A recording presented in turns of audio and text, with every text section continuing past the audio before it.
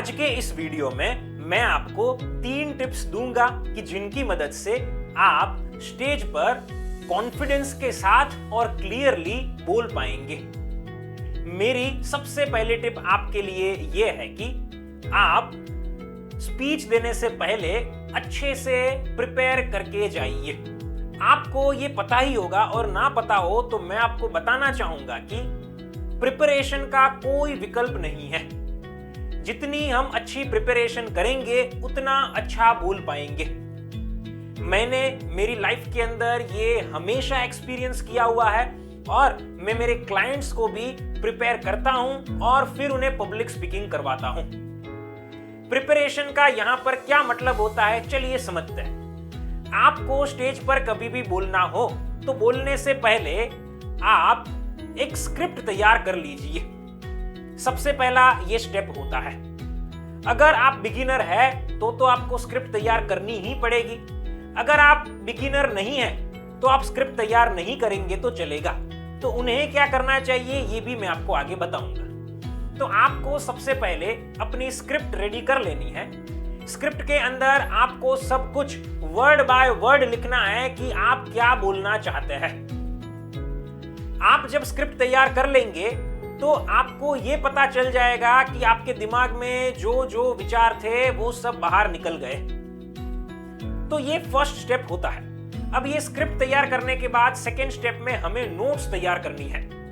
Notes मतलब कि हमें कुछ मुद्दों को लिखने हैं कि जिन मुद्दों को याद रखकर हम अपने शब्दों में स्पीच देते समय डिलीवरी कर पाए, उन्हें कहा जाता है नोट्स। जो बिगिनर होते हैं उन्हें स्क्रिप्ट तैयार करने के बाद नोट्स रेडी करनी है।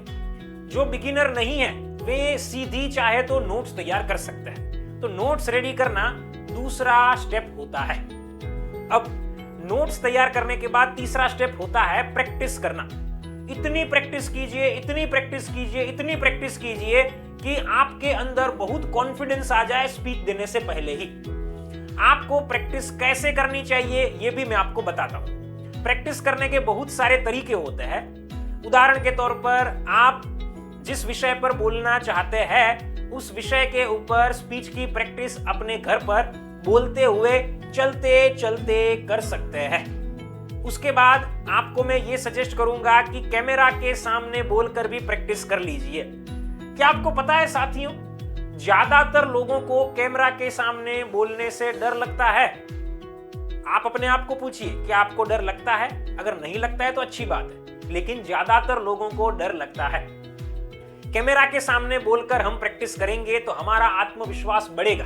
तो हमें यह भी करना चाहिए। और अगला मैं यहां पर एक और भी उदाहरण आपको दूंगा कि जिससे भी आप प्रैक्टिस कर सकते हैं। वो है कि आप अपने फैमिली मेंबर्स के सामने अभ्यास कीजिए। आप उनको कहिए कि वे आपके सामने बैठे, आप स्पीच दीजिए और बाद में उनसे फीडबैक लीजिए। अगर सभी फैमिली मेंबर्स नहीं बैठ सकते हैं तो कुछ फैमिली मेंबर्स को बिठाइए और उनके सामने भी प्रैक्टिस कीजिए। तो ये जो प्रैक्टिस करने के तरीके हैं ना, उसकी साइकिल को बार बार दोहराइए। जितनी बार हो सके उतनी बार रिपीट कीजिए। मैं आपको दावे के साथ कहता हूं कि आप स्पीच देने से पहले कॉन्फिडेंट हो जाएंगे। साथियों, तो ये मैंने आपको सबसे पहली टिप दी कि आपको प्रिपरेशन करनी है और उसके बाद स्पीच देने के लिए जाना है। अब आगे बढ़ते हैं और जानते हैं दूसरी सलाह के बारे में, और वह है कि आप अपनी सारी बातों को क्लैरिटी के साथ कहिए और हाई वॉल्यूम में कहिए। दोस्तों, ये मेरा फेवरेट पॉइंट है। इस वीडियो का टाइटल क्या है? स्टेज पर कॉन्फिडेंटली और क्लियरली कैसे बोले।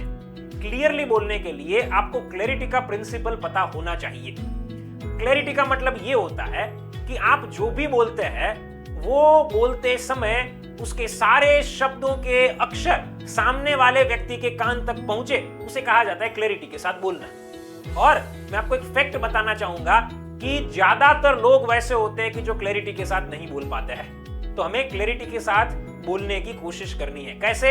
एक एक अक्षर सामने वाले व्यक्ति को सुनाई देगा ना, उनके कान तक पहुंचेगा ना, ये एंश्योर करके वैसे बोलकर।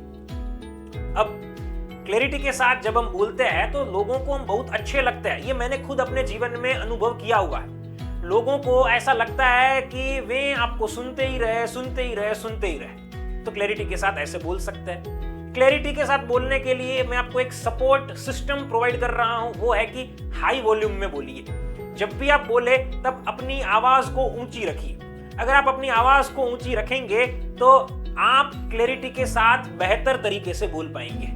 तो ये दोनों चीजें हमारे बोलने में होनी चाहिए कि हम क्लैरिटी के साथ बोले, मतलब कि हर एक अक्षर सामने वाले के कान तक पहुंचे वैसे बोले, और वॉल्यूम भी हमारा हाई रखे। दोस्तों, तीसरी टिप को देने से पहले मैं आपको एक बात बताना चाहूंगा कि अगर आप एक पावरफुल पब्लिक स्पीकर बनना चाहते हैं तो आप मेरे online live public speaking course को ज्वाइन कर सकते हैं।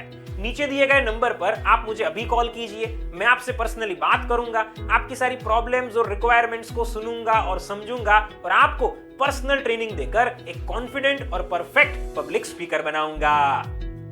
चलिए अब आगे बढ़ते हैं और जानते हैं इस वीडियो की तीसरी और आखिरी टिप के बारे में, और वह है कि आप अपने कंटेंट को अच्छे से जान लीजिए, समझ लीजिए और नोट्स के पॉइंट्स को अपने शब्दों में स्पीच के दौरान एक्सप्लेन कीजिए।